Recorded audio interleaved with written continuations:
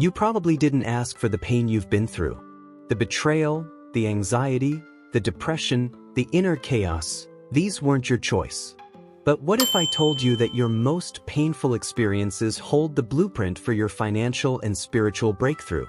Carl Jung didn't just study the unconscious, he lived it. In Memories, Dreams, Reflections, he shares how a spiritual crisis led him to completely reinvent his work and his identity. He walked away from Freud's shadow and descended into what he called his confrontation with the unconscious. He wrote, "Only what is really oneself has the power to heal." That's the core of this first truth. Jung described a powerful figure known as the Wounded Healer, a person who has suffered deeply and, through that suffering, discovered the ability to guide others. He found this archetype in mythology, alchemy, and the collective unconscious.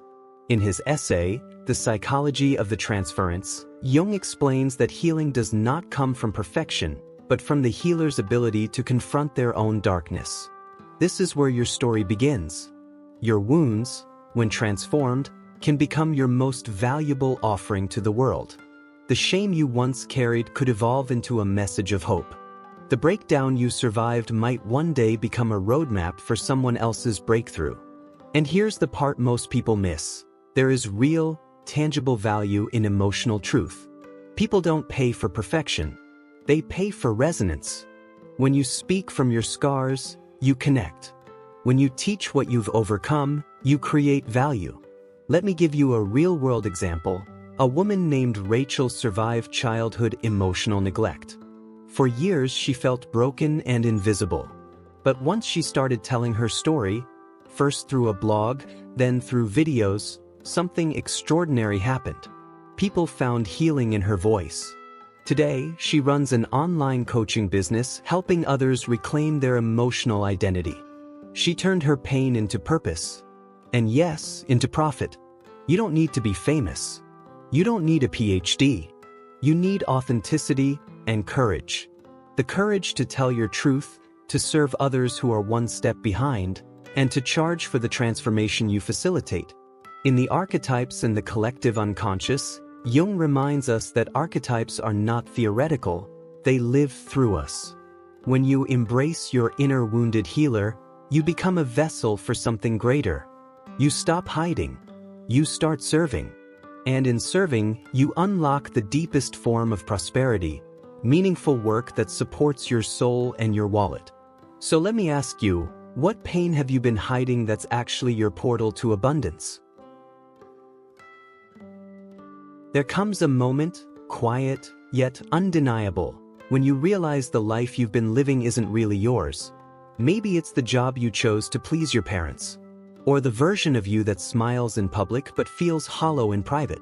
Carl Jung called this disconnection inauthentic living, and he believed it's one of the deepest sources of suffering. In Memories, Dreams, Reflections, Jung writes, "The greatest burden a child must bear is the unlived life of the parents." That sentence stopped me in my tracks the first time I read it, because most people live out someone else's script. Society's template, the collective expectation. But Jung's work was a rebellion against all of that. He taught that real freedom only begins when you start the individuation process, the journey of becoming truly yourself. Individuation isn't about becoming perfect. It's about becoming whole. It's about integrating all the hidden, neglected, or silenced parts of you. Your desires, your talents, even your contradictions. When you walk this path, something miraculous happens. You begin to radiate alignment, and people feel it. In today's world, that alignment has financial power. Think about it. When someone speaks from their core truth, they cut through the noise. You listen to them not because they're the loudest, but because they're the most real. Whether it's a writer, a YouTuber, a coach, or an artist, you can feel when someone isn't trying to fit in, but rather to express who they are. And that expression becomes their brand, their message, their offering. Let me share an example. Jason was a corporate consultant for nearly 15 years. He made good money, but he hated his life. He felt like a puppet. During therapy, he reconnected with a childhood love, storytelling. He began writing short stories on Medium, not for money, but for expression. Within months, people resonated with his voice. Today, Jason runs a thriving online writing mentorship program and earns more than he ever did in corporate. Because when you follow your inner voice, your work becomes magnetic. Jung wrote, "Your vision will become clear only when you can look into your own heart." That's not just a poetic line, it's practical advice. The clarity you seek will never come from the crowd. It comes from within. This path isn't easy. It requires you to shed identities, disappoint others, and walk through fear. But once you begin, you start to attract people who resonate with the real you, and those people become your clients, your readers, your supporters. And here's the paradox. The more you stop trying to fit in, the more value you create. The more you embrace your voice, the more you stand out. In Jungian terms, that's individuation. In modern terms, that's alignment, and it's the foundation of authentic wealth. So I ask you now, what part of your true self have you been hiding, and what would happen if you finally let it speak? What if the key to prosperity isn't learning something new, but remembering who you already are? Carl Jung believed that each of us carries within us universal patterns of energy, ancient roles imprinted in our psyche. He called them archetypes, symbols that live not just in myth or dreams, but in your daily behavior, decisions, and even your gifts. In the Archetypes and the Collective Unconscious, Jung wrote, "The archetype is a tendency to form such representations, a readiness to produce over and over again the same mythical ideas." Here's the powerful part. Once you discover your dominant archetype, you unlock a natural path to express yourself, and yes, even to make money. Because your archetype isn't random. It's your built-in compass for creating value in the world. Let's break this down. If you're naturally drawn to wisdom, insight, and teaching, you may carry the sage archetype. You're not here to entertain. You're here to enlighten. That means your voice belongs in courses, books, mentorships, or guidance-based businesses. Think spiritual teachers, mindset coaches, or philosophical YouTubers. If you love creating beauty, innovating, or shaping aesthetics, you're likely a creator. Your zone of genius is art, design, content creation, or product building. You monetize not by explaining things, but by inspiring emotion, form, and originality. If you feel called to guide others through healing or transformation, you're channeling the caregiver or wounded healer. You thrive in therapy, coaching, energy work, or emotional support roles.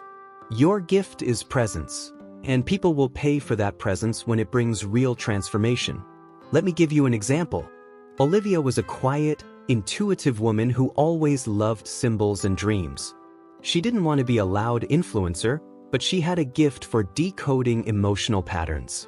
Once she learned about archetypes, she realized she was a sage, mystic blend.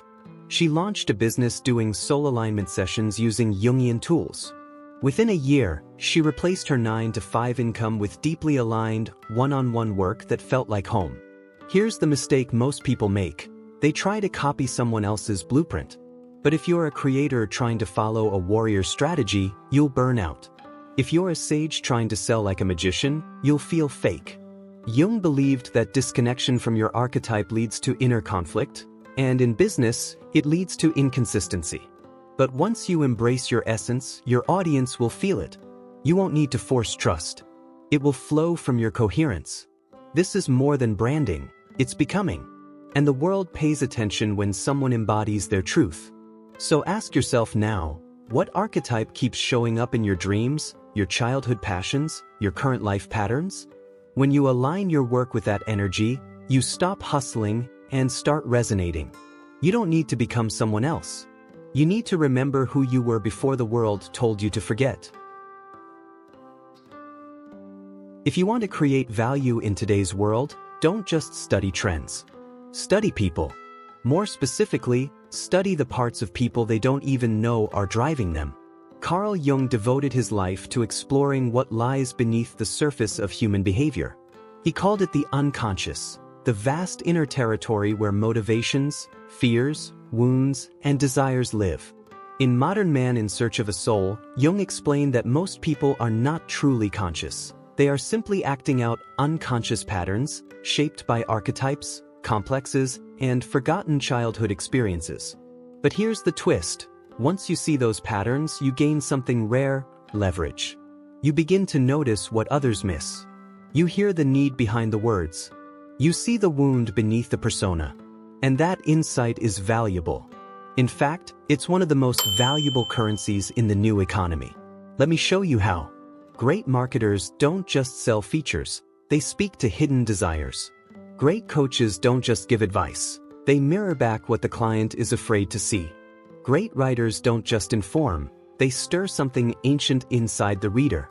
All of this comes from understanding the unconscious. Jung taught that when people project parts of themselves onto others, they're revealing more than they realize. This projection creates the perfect opportunity for connection or manipulation. The choice is yours. For example, consider a man who teaches online sales psychology. At first glance, it seems simple, but what he actually does is decode fear, urgency, identity, and longing, and then builds ethical offers that meet those hidden needs. His deep understanding of archetypal fear and belonging is what makes his strategies work. That's Jungian mastery in action. Another case, a woman who runs a branding agency rooted in archetypes. Before creating a logo or tagline, she asks, what unconscious identity is this brand activating in its audience? Her work isn't just beautiful, it's magnetic. Because she's not designing for the conscious mind. She's designing for the soul. This isn't manipulation, it's resonance. Jung said, until you make the unconscious conscious, it will direct your life, and you will call it fate. The same goes for your business. If you don't understand your audience's unconscious needs, you'll waste time guessing. But if you do, you become unforgettable.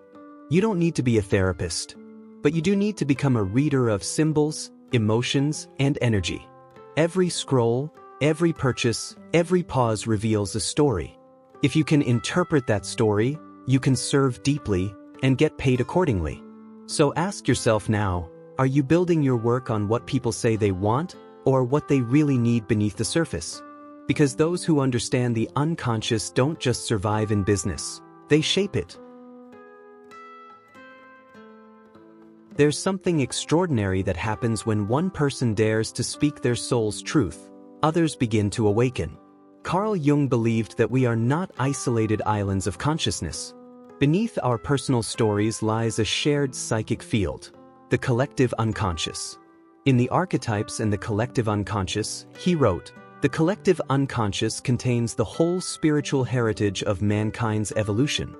It holds the myths, symbols, and dreams that bind us all together. But Jung didn't see this as abstract theory. He believed that when individuals align with a deeper vision, one that resonates with these collective patterns, they gain power, not from ego, but from archetypal truth. This is why your story matters. Your art, your healing, your business, when rooted in something larger than yourself, has the power to ripple through others. You're not just building a brand. You're becoming a vessel, a transmitter of meaning in a world starving for depth. And here's the truth, the marketplace rewards meaning. When your work speaks to universal longings, freedom, wholeness, belonging, transformation, people listen. Not because you manipulated them, but because you mirrored back something they didn't have words for. Let me give you an example. Daniel was a dream analyst who shared symbolic interpretations on social media. At first, his content felt too niche. But then something clicked. He stopped speaking academically and started speaking archetypally. He linked people's dreams to collective themes: rebirth, shadow, hero's journey. His audience exploded. Because he gave language to what people already felt. This is the secret of viral content, resonant books, soul-aligned brands. They speak from the collective heart.